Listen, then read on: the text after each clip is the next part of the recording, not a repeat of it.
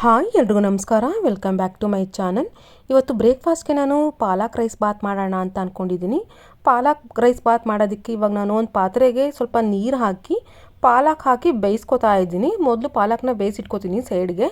ಅದಾದಮೇಲೆ ಇವಾಗ ನಾನು ಕೊತ್ತಂಬರಿ ಸೊಪ್ಪು, ಪುದೀನ ಸೊಪ್ಪು, ಶುಂಠಿ, ಬೆಳ್ಳುಳ್ಳಿ, ಹಸಿಮೆಣಸಿನ್ಕಾಯಿ, ಈರುಳ್ಳಿ, ಟೊಮೊಟೊ ಎಲ್ಲನೂ ಕಟ್ ಮಾಡಿ ರೆಡಿ ಮಾಡಿ ಇಟ್ಕೊಂಡಿದ್ದೀನಿ. ಹಾಗೆ ಸ್ವಲ್ಪ ಬಟಾಣಿ ಕೂಡ ತೊಗೊಂಡಿದ್ದೀನಿ. ಇದಿಷ್ಟೆಲ್ಲ ರೆಡಿ ಮಾಡಿ ಇಟ್ಕೊಂಡಿದ್ದೀನಿ. ಇವಾಗ ನಾನು ಮಸಾಲೆ ರುಬ್ಬೋದಕ್ಕೆ ಒಂದು ಮಿಕ್ಸಿ ಜಾರ್ಗೆ ಸ್ವಲ್ಪ ಕಾಯಿ ತುರಿ ಕೂಡ ಹಾಕಿದ್ದೀನಿ. ಹಾಗೆ ಇವಾಗ ಶುಂಠಿ ಬೆಳ್ಳುಳ್ಳಿ ಕೂಡ ಹಾಕ್ಕೋತಾ ಇದ್ದೀನಿ. ಸ್ವಲ್ಪ ಶುಂಠಿ ಬೆಳ್ಳುಳ್ಳಿ ಜಾಸ್ತಿ ಹಾಕಿದ್ರೆ ಟೇಸ್ಟ್ ಬರುತ್ತೆ. ಹಾಗೆ ಇಲ್ಲಿ ಹಸಿಮೆಣ್ಸಿಕಾಯಿ ಕೂಡ ನಾನು 4ರಿಂದ 5 ತೊಗೊಂಡಿದ್ದೀನಿ ಅಷ್ಟೇ. ನಿಮಗೆ ಖಾರ ಎಷ್ಟು ಬೇಕೋ ಅದಷ್ಟು ನೀವು ನೋಡ್ಕೊಂಡು ಹಾಕ್ಕೊಳ್ಳಿ. ಖಾರ ಬೇಕು ಜಾಸ್ತಿ ಬೇಕು ಅಂದರೆ ಜಾಸ್ತಿ ಹಾಕ್ಕೊಳ್ಳಿ. ನೆಕ್ಸ್ಟ್ ನಾನು ಈರುಳ್ಳಿ ಕೂಡ ಹಾಕ್ಕೊಂಡಿದ್ದೀನಿ ಒಂದು ಅರ್ಧ. ಹಾಗೆ ಇಲ್ಲಿ ಕೊತ್ತಂಬರಿ ಸೊಪ್ಪು ಮತ್ತು ಪುದೀನ ಸೊಪ್ಪು ಕೂಡ ಹಾಕ್ತಾ ಇದ್ದೀನಿ. ಹಾಗೆ ಇವಾಗ ಬೇಯಿಸ್ಕೊಂಡಿರೋ ಪಾಲಕ್ ಕೂಡ ಹಾಕ್ತಾ ಇದ್ದೀನಿ. ಸ್ವಲ್ಪ ತಣ್ಣಗಾದ್ಮೇಲೆ ಹಾಕ್ಕೊಳ್ಳಿ. ಇದಿಷ್ಟು ಹಾಕಿ ನೀರು ಹಾಕಿ ಚೆನ್ನಾಗಿ ರುಬ್ಕೋಬೇಕು. ನೆಕ್ಸ್ಟ್ ಇವಾಗ ಒಂದು ಕುಕ್ಕರ್ ತೊಗೊಂಡಿದ್ದೀನಿ. ಸ್ವಲ್ಪ ಎಣ್ಣೆ ಕೂಡ ಹಾಕಿದ್ದೀನಿ. ಒಂದೆರಡು ಸ್ಪೂನ್ ತುಪ್ಪ ಕೂಡ ಹಾಕಿದ್ದೀನಿ.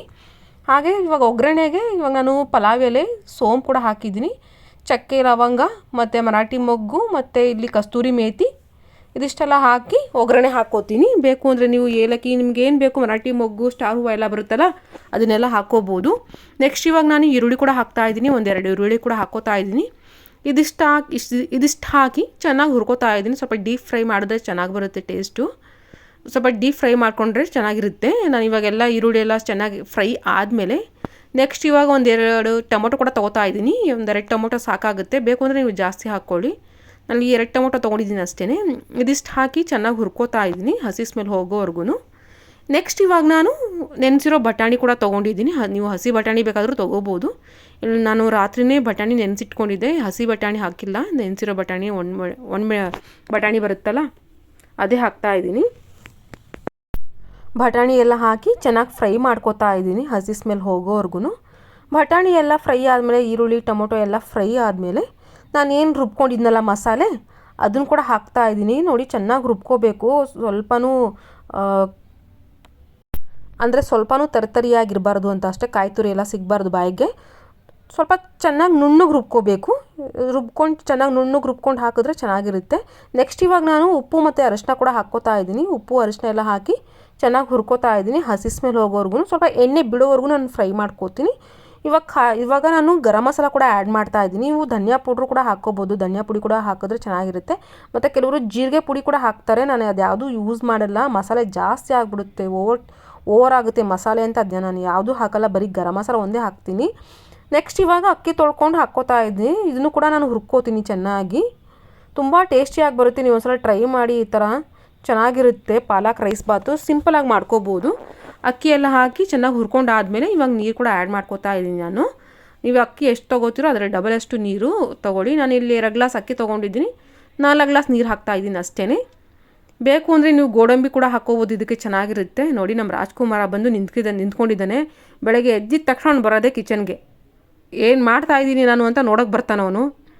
ಬಂದು ಅವ್ನಿಗೆ ಕುಂಡ್ರಿಸ್ಕೋಬೇಕು. ಅವ್ನು ಬಂದಿದ ತಕ್ಷಣ ಅವ್ನು ಎತ್ಕೊಬಿಡ್ಬೇಕು. ಅವ್ನು ಬಂದು ನನ್ನ ಪಕ್ಕ ಇರಬೇಕು. ಅವನು ನೋಡಿ ಬಂದು ಹೆಂಗೆ ಆಡ್ತಾ ಇದ್ದಾನೆ ಅಂತ.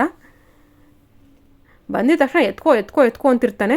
ಇವಾಗ ಚೆನ್ನಾಗಿ ಹುರ್ಕೊಂಡಿದ್ದೀನಿ, ಎಲ್ಲ ಕಲಿಸ್ಕೊಂಡಿದ್ದೀನಿ. ಇವಾಗ ಕುಕ್ಕರ್ ಲಿಡ್ ಕ್ಲೋಸ್ ಮಾಡಿ ಜಸ್ಟ್ 2 ವಿಜಿಲ್ ಹಾಕಿಸ್ಕೊಂಡ್ರೆ ಸಾಕು. ಪಾಲಕ್ ರೈಸ್ ಬಾತ್ ರೆಡಿ ಆಗುತ್ತೆ. ನೋಡಿ ಎಷ್ಟು ಚೆನ್ನಾಗಿರುತ್ತೆ ಅಂತ. ತುಂಬ ಚೆನ್ನಾಗಿರುತ್ತೆ. ಈ ಥರ ಮಾಡಿ ನೋಡಿ.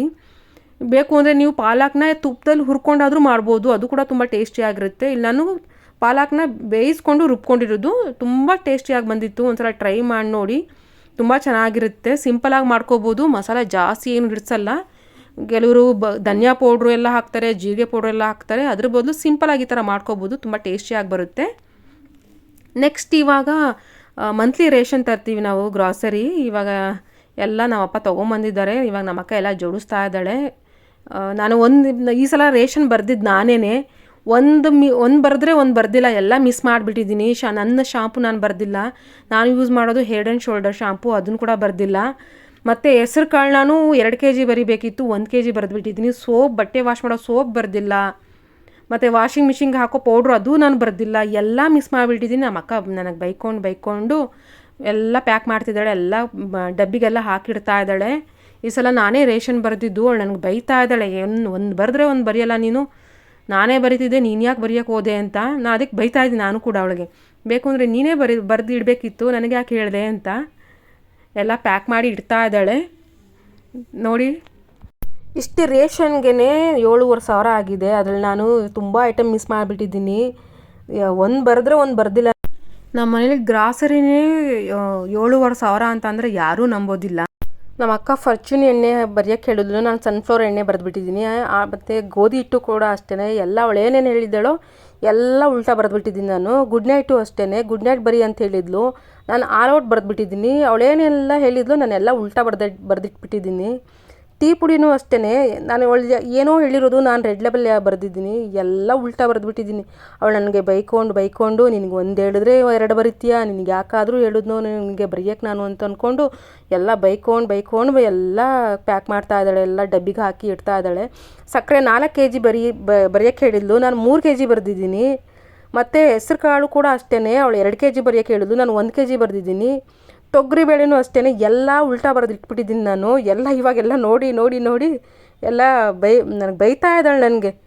ನೋಡಿ, ದೀಪದ ಎಣ್ಣೆ 2 ಲೀಟ್ರ್ ಬರೆಯೋಕ್ಕೆ ಹೇಳಿದ್ಲು, ನಾನು 1 ಲೀಟ್ರ್ ಬರೆದಿದ್ದೀನಿ. ಎಲ್ಲ ಉಲ್ಟಾ ಬರೆದಿಟ್ಬಿಟ್ಟಿದ್ದೀನಿ ನಾನು. ಉಪ್ಪು ಅಷ್ಟೇ, ಉಪ್ಪು 4 kg ಬರೆಯೋಕ್ಕೆ ಹೇಳಿದ್ಲು, ನಾನು 3 kg ಬರೆದಿಟ್ಟಿದ್ದೀನಿ. ಎಲ್ಲ ಉಲ್ಟಾ ಬರೆದಿಟ್ಟಿದ್ದೀನಿ ನಾನು. ರವೆ ಕೂಡ 2 kg ಬರಿ ಅಂತ ಹೇಳಿದ್ಲು, ನಾನು 1 kg ಬರೆದಿದ್ದೀನಿ. ಮತ್ತು ಅವಲಕ್ಕಿ ಪೋಹ ಅಂತ ಬರುತ್ತಲ್ಲ, ಅದೆಲ್ಲ 1 kg ಬರೆಯೋಕ್ಕೆ ಹೇಳಿದ್ಲು, ಎಲ್ಲ ರಾಂಗ್ ಬರೆದಿಟ್ಬಿಟ್ಟಿದ್ದೀನಿ ನೋಡಿ. ಎಲ್ಲ ಸ್ವಲ್ಪನೇ ಎಲ್ಲ ಇದೆ.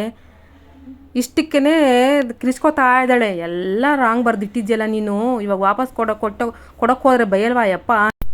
ಇವಾಗ ನೋಡಿ ನಮ್ಮ ರಾಜ್ಕುಮಾರನು ಬಂದುಬಿಟ್ಟ. ಅವ್ನು ಹಾಲು ತರಕ್ಕೆ ಹೋಗಿದ್ದ, ನಮ್ಮ ಕಿಶು ಕರ್ಕೊಂಡೋಗಿದ್ದ ಅವ್ನಿಗೆ ಹಾಲು ತರಕ್ಕೆ ಅಂತ. ಇವಾಗ ಬಂದ, ಅವ್ನು ನೋಡಿಲ್ಲ. ಇವಾಗ ನೋಡ್ಬಿಟ್ಟು ಎಲ್ಲ ಒಂದು ಮಾಡಿ ಇಡ್ತಾ ಇದ್ದಾನೆ. ಅವ್ನಿಗೆ ಇಟ್ಕೊಂಡು ಏನಾದರೂ ಕೆಲಸ ಮಾಡ್ತೀವಿ ಅಂದರೆ ಆಗೋದಿಲ್ಲ ನೋಡಿ. ಸಕ್ಕರೆ ಚಲೋಗಿದೆ ಅಲ್ಲಿ, ಆ ಸಕ್ಕರೆನೂ ಬಿಡ್ತಿಲ್ಲ, ಎತ್ಕೊಂಡು ತಿಂತಾ ಇದ್ದಾನೆ ನೋಡಿ.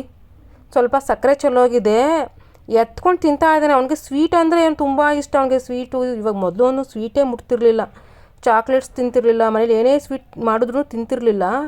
ಇವಾಗ ಸ್ವೀಟ್ಸ್ ಅಂದರೆ ತುಂಬ ಇಷ್ಟ ಅವನಿಗೆ, ಚಾಕ್ಲೇಟು ಅದೆಲ್ಲ ತುಂಬ ಇಷ್ಟ ಅವನಿಗೆ.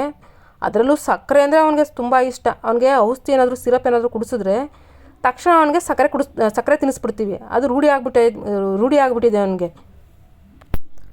ಸೊ ಇವತ್ತಿನ ವಿಡಿಯೋ ಇದಿಷ್ಟ ಆಗಿತ್ತು, ಇವತ್ತಿನ ದಿನಚರಿ ಇದಿಷ್ಟ ಆಗಿತ್ತು. ಯಾರೆಲ್ಲ ನನ್ನ ಡೈಲಿ ವ್ಲಾಗ್ನ ನೋಡ್ತಾ ಇದ್ದೀರೋ ದಯವಿಟ್ಟು ಲೈಕ್ ಮಾಡಿ, ಶೇರ್ ಮಾಡಿ, ಹಾಗೆ ಸಬ್ಸ್ಕ್ರೈಬ್ ಮಾಡೋದನ್ನು ಮಾತ್ರ ಮರಿಬೇಡಿ.